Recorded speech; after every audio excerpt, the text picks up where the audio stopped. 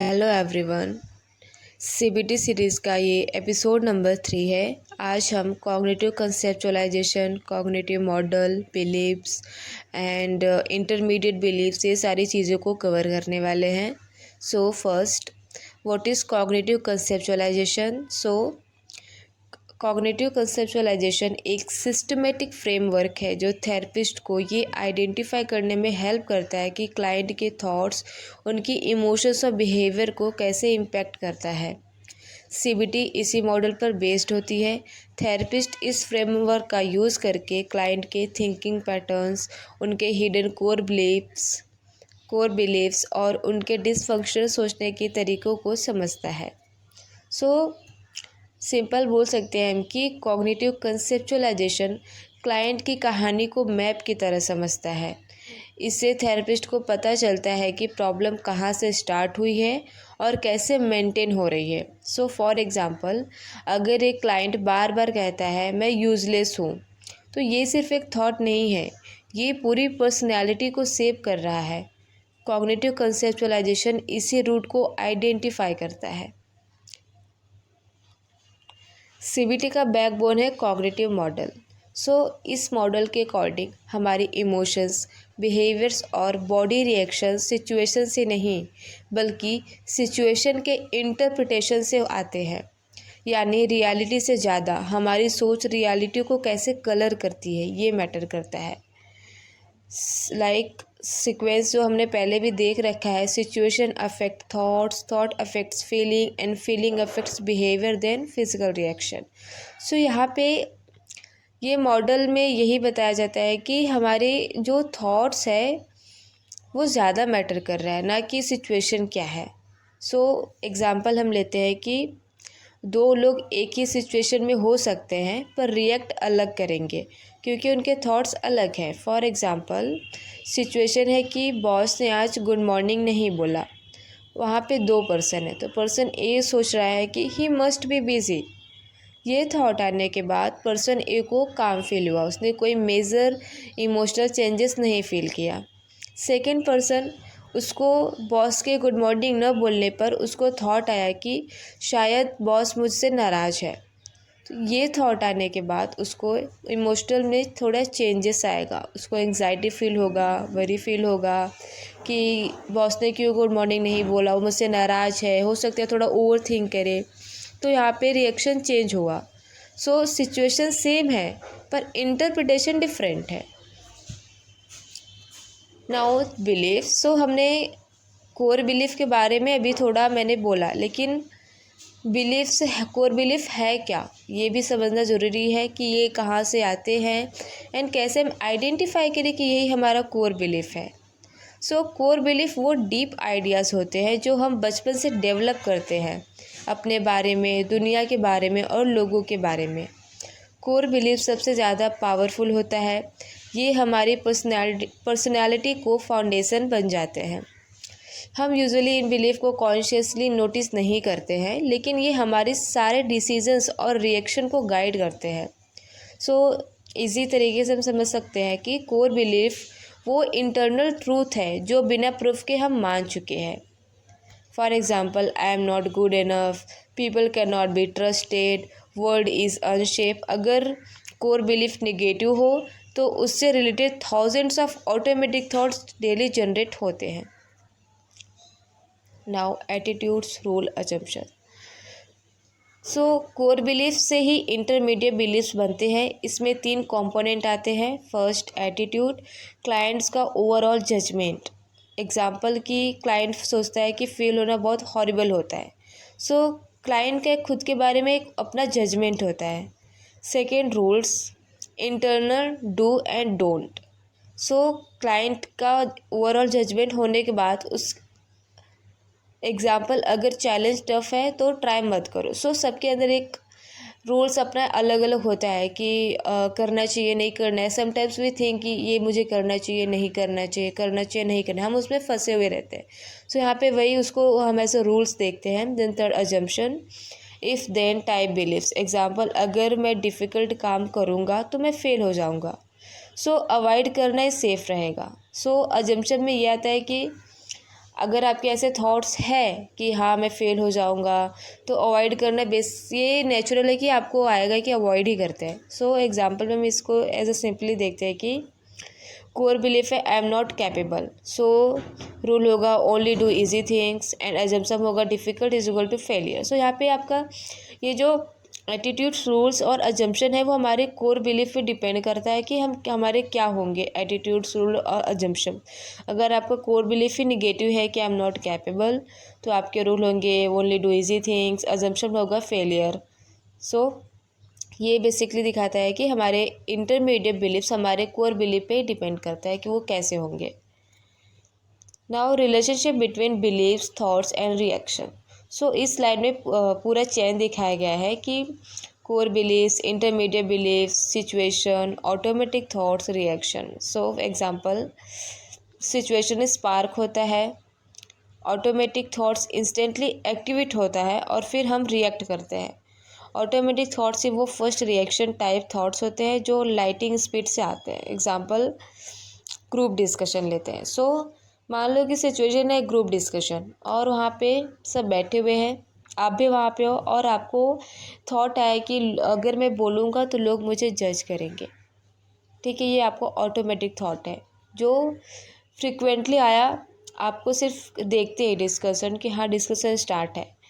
Then आपका emotion क्या होगा, नर्वस फील करोगे, एंग्जाइटी फील करोगे, एंड बिहेवियर क्या होगा, आप यही ट्राई करोगे कि मैं ना बोलूँ। सो आप अवॉइड करोगे। एंड फिज़िकल क्या होगा, फिज़िकल रिएक्शन होगा स्वेटी पाम्स।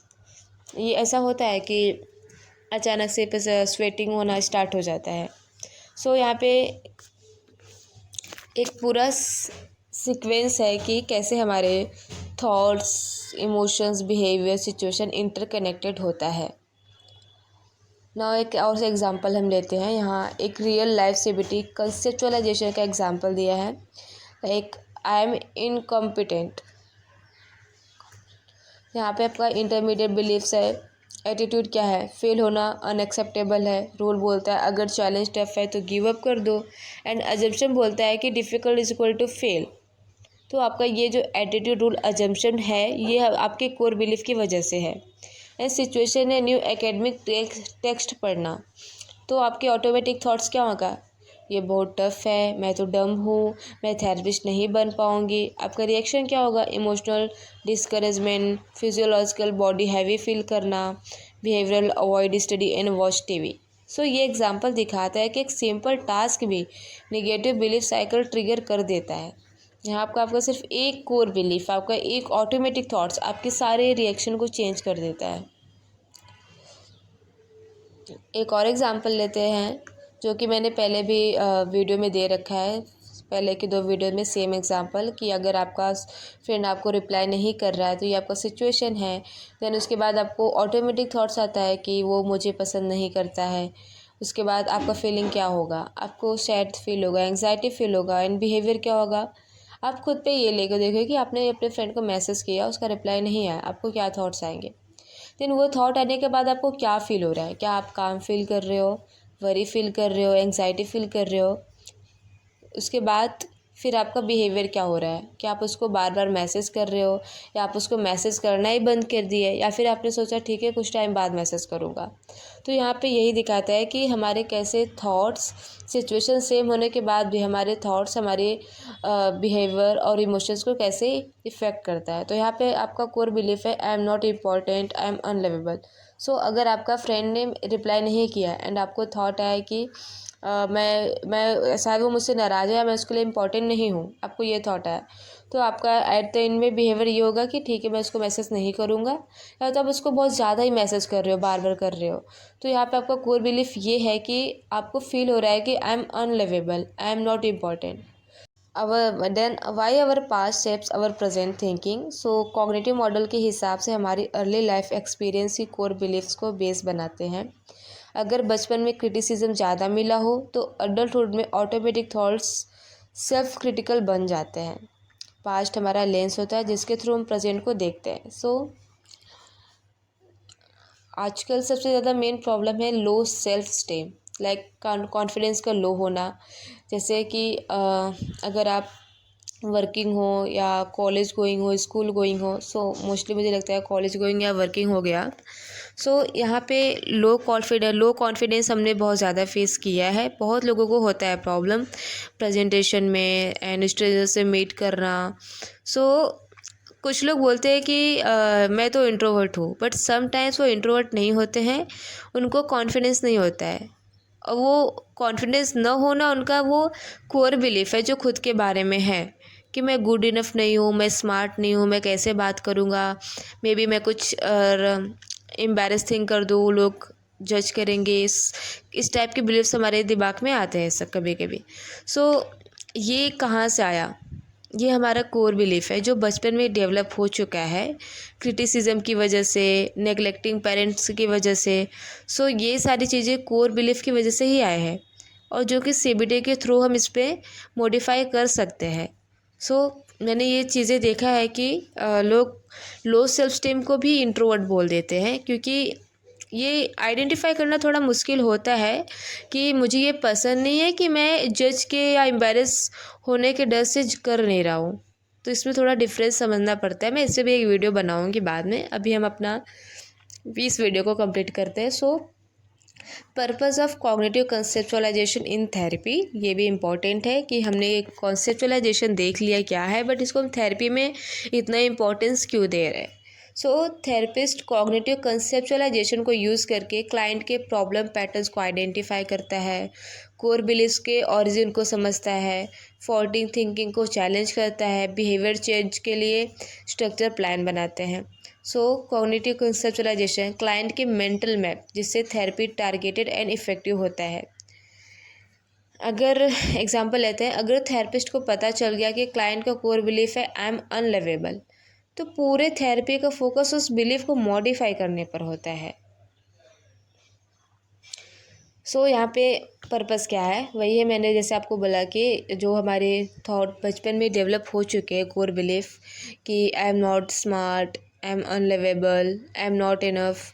सो इसके वजह से हम इन फ्यूचर अडल्ट में, एडोलसेंस में एंड आगे हमेशा जब तक हमारे कोर बिलीफ मॉडिफाई नहीं होते हैं, वो चीज़ें हम फेस करते हैं प्रेजेंटेशन में किसी न्यू पर्सन से मिलने में, एंड इवन समटाइम्स हम अपने फ्रेंड सर्कल में भी इसको फील करते हैं जहाँ पे हमारी बहुत अच्छी बॉन्डिंग नहीं हुई है।